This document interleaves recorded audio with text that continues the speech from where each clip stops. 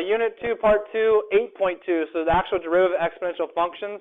So the first thing they're going to walk you through is let us try to compute the derivative from exponential function of b of x using the definition of derivatives. This goes back to our midterm. Okay, f of x plus h minus f of x all over h. So they just plug the stuff in and kind of work things out. So put in x plus h. Well, our x for b to the x is in the exponent. So when they say x plus h, that now x on top is x plus h. That's all I did? No? This goes here. Okay, but now this is what I do want you to understand, because you know your exponent rules. This is a common technique you're going to have to do. B to the x plus h is the same thing as bx times bh, because by exponents you add exponents. Those are the same thing. That's something you do need to know. Okay, so if anything you get out of this, I remember that. So when we have it written like this, now look, we have common terms. We have a bx and a bx. So we take the bx out. We're left with bh minus 1. Okay, and the b to the x, they count as a constant. We'll get to this part later, but if you have a constant, constants come in front of the limit because it doesn't really affect it. But we don't need to worry about that right now. But anyways, the whole point is you get down to something that looks like this. You're still kind of stuck because you still have h's on the bottom being 0, and we can't cancel it. And so we're going to talk about why that happens. Okay, exponential functions are a little bit of a tricky beast when it comes to derivatives, but not in a hard way, just actually probably easier way. Okay, so that's good. All right, so this part is just evaluating when h is certain numbers. So looking at h at 0.1, they're plugging in, just got those numbers, but I'm not going to go over that because, like I said, that's not too crucial. I kind of want to get to the red boxes here. Okay, so the one thing you need to get familiar with is the number e. It's kind of like pi. It's a number. It's in your calculator. Okay, e is represented by 2.71. Okay, and e is actually made because of exponential. That's why it stands. That's what the e is from.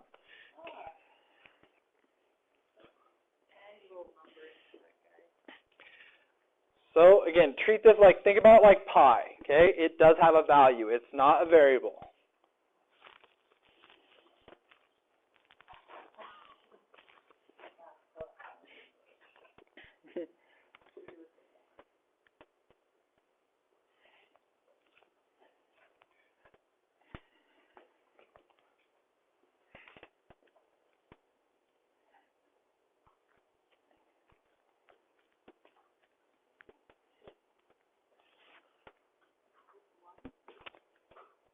The limit of e to the h minus 1 over h equals 1, but not e.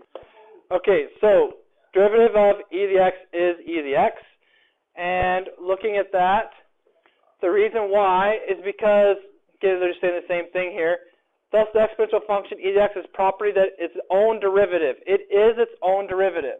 So as it's changing, so e to the x, 2.71 to the x power, as it's changing, so is its slopes in terms of its tangent slopes, excuse me. Okay, they change at the same rate. That's just explaining, all this is, don't freak out, all this is it explaining why it's the derivative itself. It changes upon itself because it's exponentially growing. Okay, all right, so here is looking at 3 to the x. E to the x is the red line, and then 2 to the x is just showing you that e to the x is between 3 and 2 for a base, because e is 2.7. Okay, that's all that's showing you there. Okay, and we should begin the examples here. All right, so differentiate. Okay, so we're just going to take the derivative of this. So looking at a, how do you think that one has to be approached?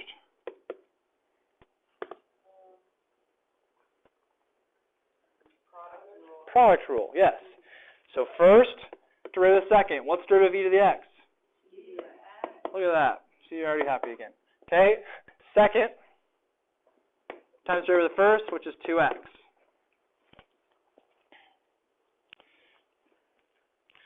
Okay, what can I do to further simplify? Pull out an e to the x and an x. So that gives me x plus 2.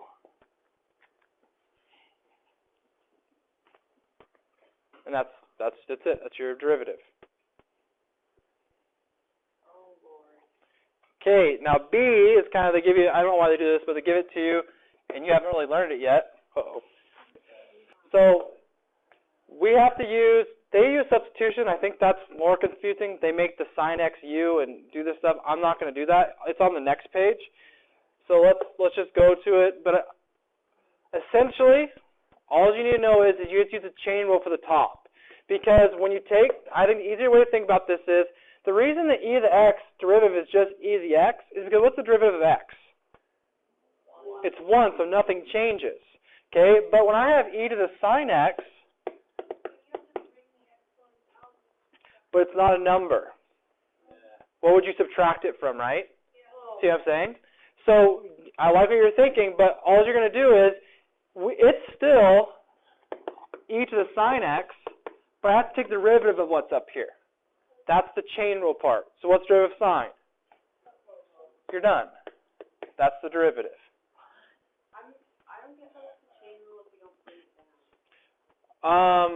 Well, like I was telling her, is that we can't bring it down because if I bring it down, I can't really subtract it. Okay, so I think that's the best way to explain it. I'll try to get you a better answer for that tomorrow, Rachel, if you'll be here.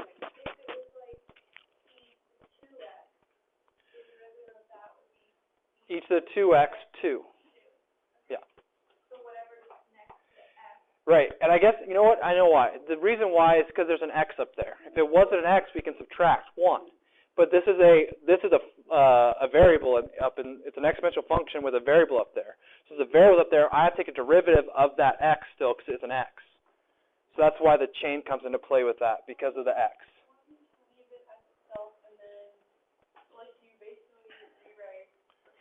Yep. Right, because the exponent has a variable, so it needs to be chain ruled essentially. For this lesson, yes. Yeah, we'll stay with that for this lesson. I think we're just dealing with these, so yeah. Okay. All right. This page is in your book. If you want to try substitution, you're welcome to, but I think it's more difficult. They just make the sin x u, and then they do du dx. I like this way better. This is what we did. So what we did was, same thing, derivative of the top. That's all that means. So that might be the one you want to go with. So see again, it says same thing, this guy. Same thing, derivative of the exponent. That's what g prime x is, derivative of the exponent.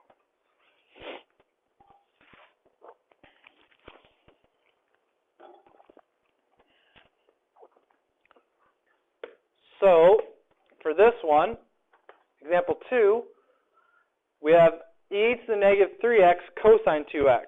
So what do we have to do here? Yeah, we still have a product rule. Good.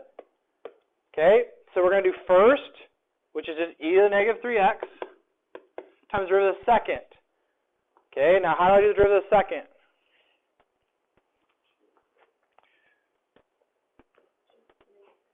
What's the derivative of cosine?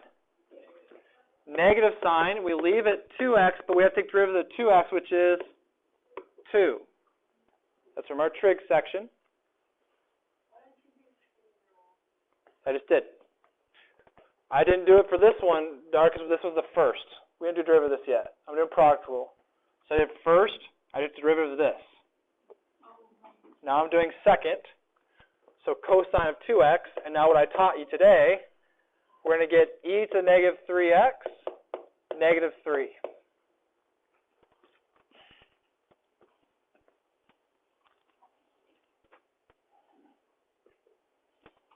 So if I rewrite this, kind of simplifying everything, that's going to be a negative 2 e to the negative 3x sine 2x plus negative 3 cosine 2x e to the negative 3x. Can I take anything out? the negative sign made us a negative 2. What's that? Yeah, we can take out this e to the negative 3x. So now we're left with negative 2 sine 2x. I'm just going to write this as a minus. Is that okay? Okay. Yeah, sure.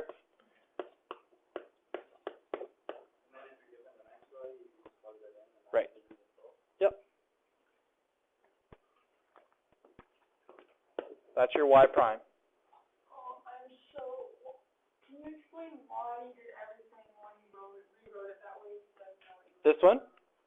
Like when you go from the, that first one to the next two. Like, okay. Okay, so we'll just re-walk through it. So it's first, derivative of the second. So this is the derivative of cosine 2x. Okay, and then that chain rule gives me that extra 2 here. Okay, and then second, cosine 2x, derivative of the first, which is just it, with the derivative of the top, which is negative 3. So then what I did is that 2 times the negative times the e to the negative 3x is negative 2e to the negative 3x. So the 2 to the negative e negative 3x is right there. Sine 2x is right here. This is all multiplied. Over here, the negative 3 I just put in front. Cosine 2x is here. E negative 3x is here. Now from that spot, they all have an e to the negative 3x in common. So we took that out, which is like a GCF. Then the negative 2 is still right there. Sine 2x is right there. The negative 3 is right there. I just put a minus 3 instead of a negative 3. And then the cos 2x is right there. And use the 2 because it's chain rule instead of chain rule or whatever we did yesterday. This one? Yeah, this is a trigonomic chain rule, right? This one? Yes, it would be positive, but I got the negative because the derivative of cosine is negative sign. So this negative is not from the 2, it's from the negative sign. This negative 2. It just hits it because it's on the outside. All good questions. Anything else? Okay. All right, well, you have about half an hour, so definitely try these while it's fresh in your head. And we'll go over some together on the board if you want, but that's it for the lesson.